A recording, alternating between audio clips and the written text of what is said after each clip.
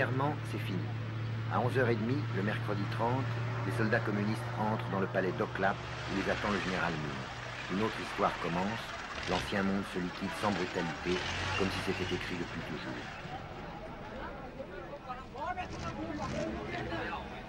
Vas-y mon gars.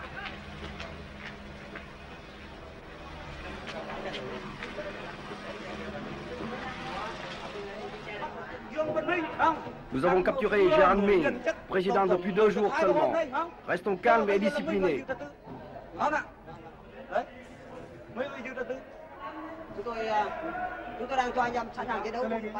Je donne je rends le pouvoir à ceux qui sont beaucoup plus mérités que moi.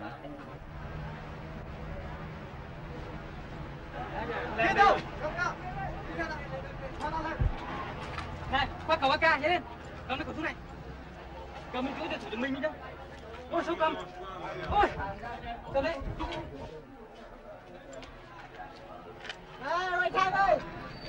Quelques soldats perdus continuent à tirer. Ici, l'ancien hôtel de ville de Saigon.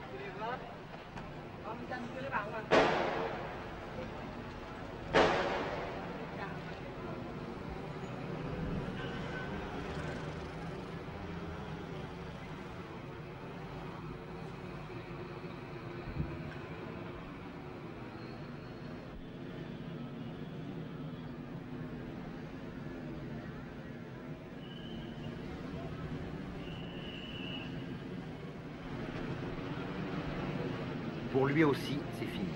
Un colonel des forces de sécurité a tiré un trait sur l'ancien régime et sur sa vie qui ne voulait plus rien dire.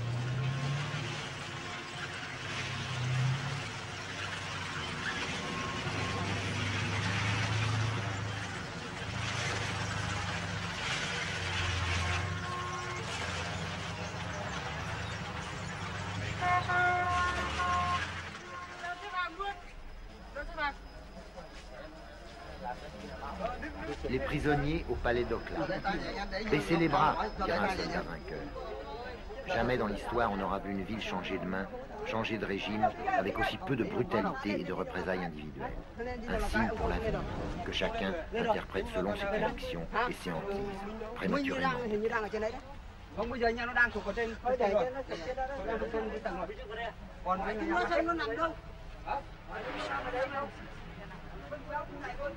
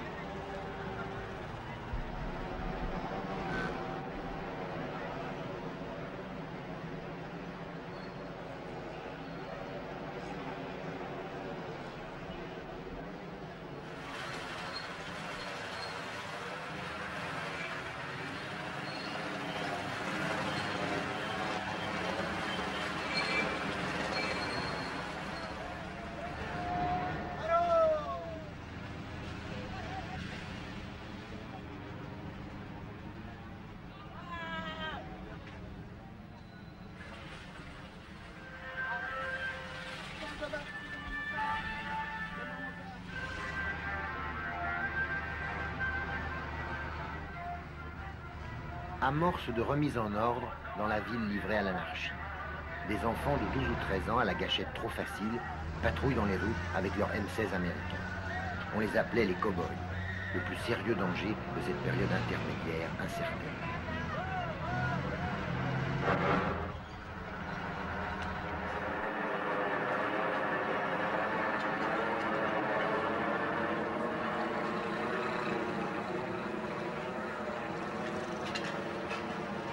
Les écoliers, pratiquement et symboliquement, nettoient Saigon de ses ordures passées. Nous faisons l'hygiène publique pour nettoyer la ville. Oui. Qu'est-ce qui vous a donné l'ordre de nettoyer la ville? Mais personne ne nous a donné l'ordre. Mais par nous-mêmes, nous faisons ce travail. Nous avons transmis l'ordre élève par élève et nous nous sommes réunis aujourd'hui quelques centaines d'élèves et nous proposons aujourd'hui de nettoyer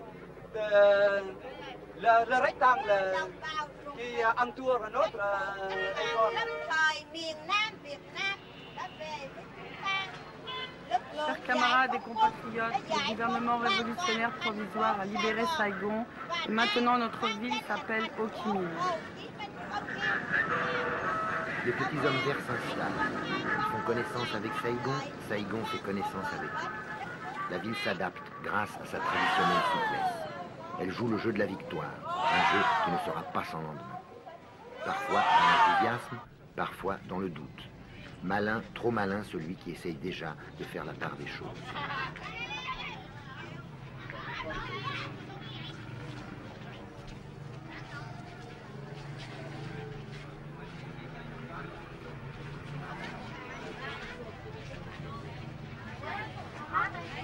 Les petits métiers continuent, les 100 métiers comme on. Au marché aux voleurs, les trafiquants vite rassurés vendent aux bodoïs naïfs les dernières lunettes de soleil et les derniers transistors sournoisement rafistolés.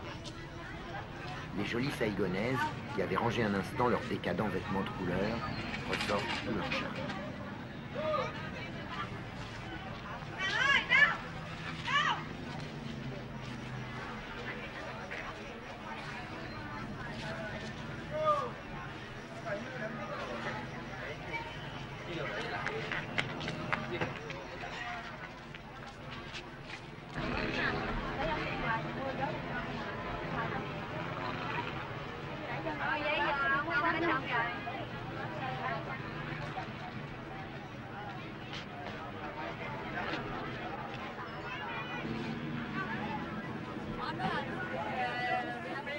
Les motos, nerfs de la vie saïgonaise, ont soif. Des malins vendent de l'essence trafiquée au coin des rues, 2000 piastres le litre. La vie habituelle s'adapte et tente obstinément de durer avec ses petits trucs et ses petites libertés précieuses. Mais on sait qu'elle n'a qu'un temps, qu'un autre ordre, plus honnête et plus sévère, va s'installer.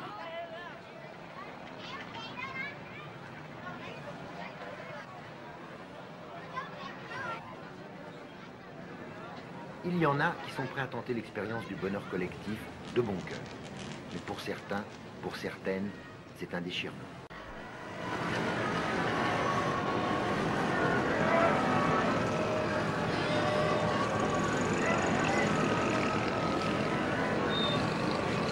Superficiellement, Saigon n'a pas tellement changé. Il y a moins d'essence, mais il se débrouille pour rouler. Attentifs, plutôt débonnaires, les petits hommes verts, les bodoïs comme on dit, sont partout dans la ville. Le climat est pacifique, avec des moments de tension, comme pendant les derniers jours qui ont précédé notre départ. Les combattants du Nord, responsables de la force de frappe révolutionnaire, puis les maquisards du Sud, découvrent une vie étrange, après tant d'années de danger mortel et d'austérité dans la journée. Les gens de Saigon s'apprivoisent au son des haut-parleurs qui diffusent assez lourdement des slogans dont personne ne veut.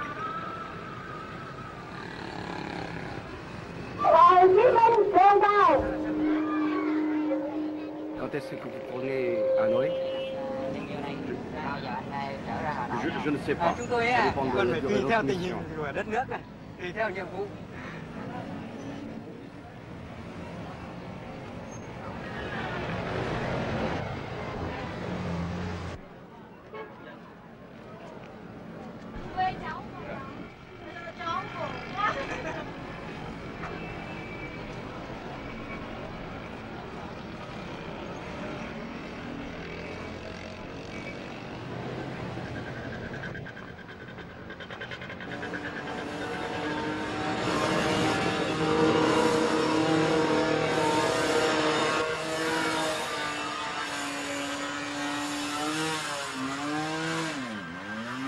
Leçon de conduite dans la ville. Les bodoïs rencontrent les choses de l'Occident.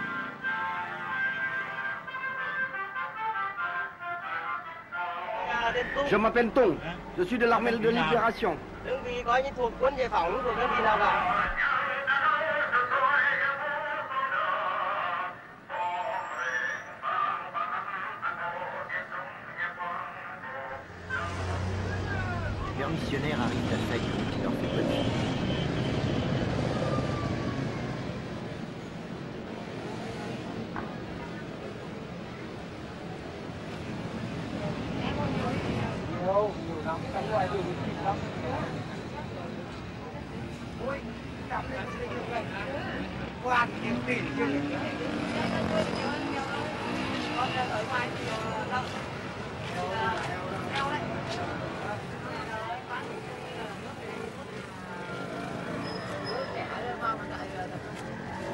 J'ai quitté mon fils quand il avait 3 ans, maintenant il en a 7 et il va à l'école.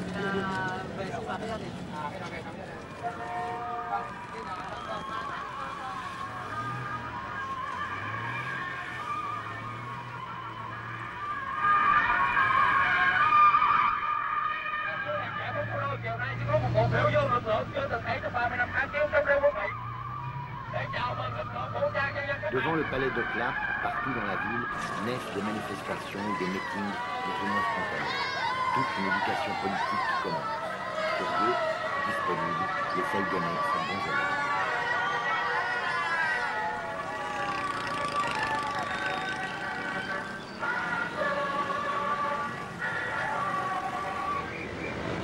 Le premier jour, plus de police, plus de maintien de l'ordre. Anarchistes par nature, les gens de Saïgon en ont profité pour embouteiller plus que jamais les trafics.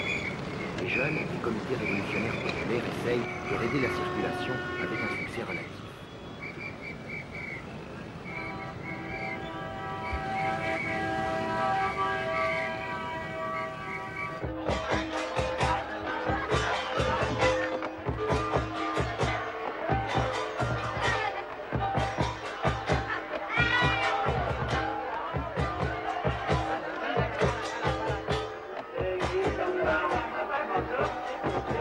Les grandes manifestations permettent à la foule de Saïgon d'assimiler les slogans et d'apprendre l'enthousiasme de masse. On y ressent le soulagement de la paix, une indiscutable fierté, une ivresse d'indépendance et aussi l'inquiétude d'une nouvelle sorte de vie peut-être trop bien réglementée.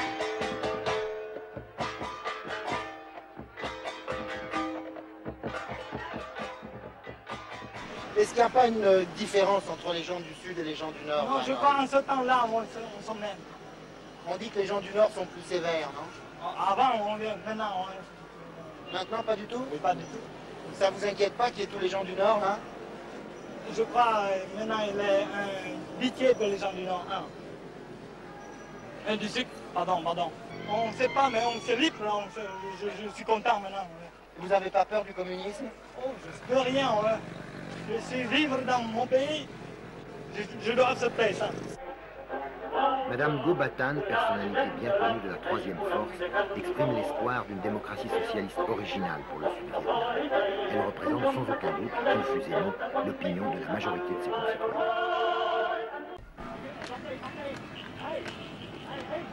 Un geste qui symbolise la victoire. On démolit le fameux monument aux morts de la place Leloy qui montre deux marines marchant ensemble au combat, l'un poussant l'autre. Cette chute, c'est l'humiliation des Américains. C'est le signe de la joie des vainqueurs. Une joie paisible. Ils n'avaient jamais douté de l'issue de la guerre et voilà leur foi confirmée.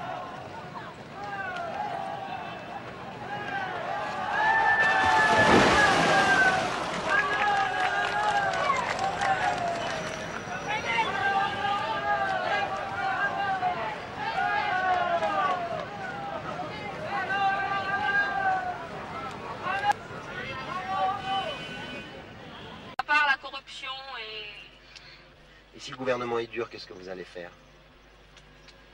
Ben, on va essayer d'accepter au début.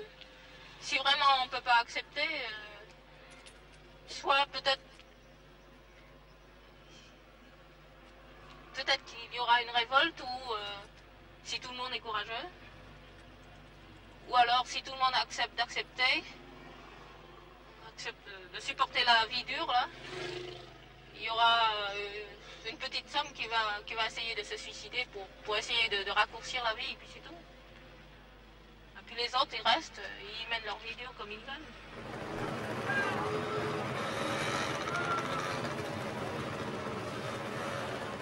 Pour d'autres, pas tellement nombreux sans doute, il n'est absolument pas question de jouer le jeu du socialisme, quel qu'il soit.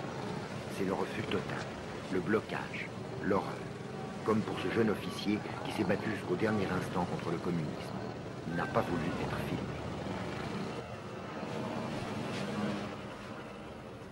Tant que la liberté existe encore au Vietnam, je désirais vivre au Sud-Vietnam, c'est mon pays. je prenais la défense de mon pays en tant que soldat. Ce qui veut dire que je ne porte pas les habits militaires pour défendre le régime de Théon. C'est un régime pourri, mais tout le monde y retrouve son compte. À vrai dire, c'était une mode de vie qu'on a appris à vivre avec. Il y avait beaucoup de liberté dans cette pourriture. Je porte les habits militaires pour défendre mon pays contre le communisme. Je prends la défense de ma liberté, de la liberté de ma famille. Et cette liberté, hélas, ça n'existe plus. Avec le Front de Libération Nationale, avec les communistes, il n'existe plus de liberté. On n'a pas été libéré. On est fait prisonnier. Et on subira toutes les conséquences. Il n'existera plus de liberté. Et les Européens, ceux qui pensent que c'est une libération, se trompent. Il n'y a pas de libération. Il y a une conquête. On a perdu la guerre. On a été trahis. On a combattu pour rien. Et maintenant, on se demande quel sort sera réservé à nous tous. Nous, les Vietnamiens libres. Nous qui avons combattu contre le communisme. Nous qui avons reçu une instruction comme il faut. Nous sommes trop intellectuels pour être communistes.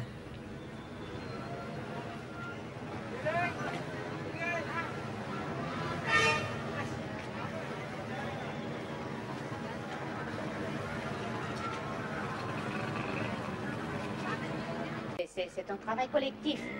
Et ce qui est important, c'est que ce sont nous qui décidons.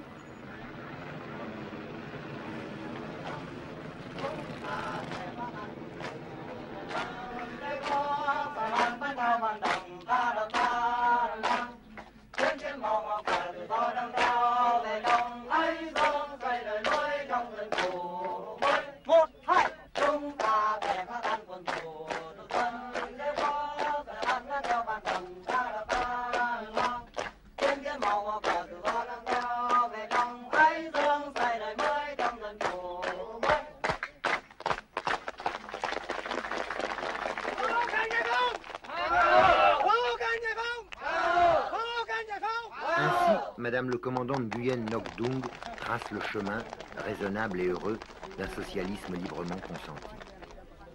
L'histoire va-t-elle lui donner raison? La personnalité du Sud, originale et individualiste, sera-t-elle tant soit peu respectée?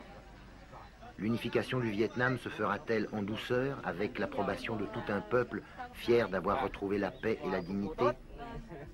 Les vainqueurs auront-ils le courage, la clairvoyance de ne pas accélérer la mise au pas de Saigon? À toutes ces questions, faites d'espoir et de doute, on ne doit pas encore essayer de répondre. La Bastille a été prise il y a un mois à peine, dans le siège, la révolution commence à faire.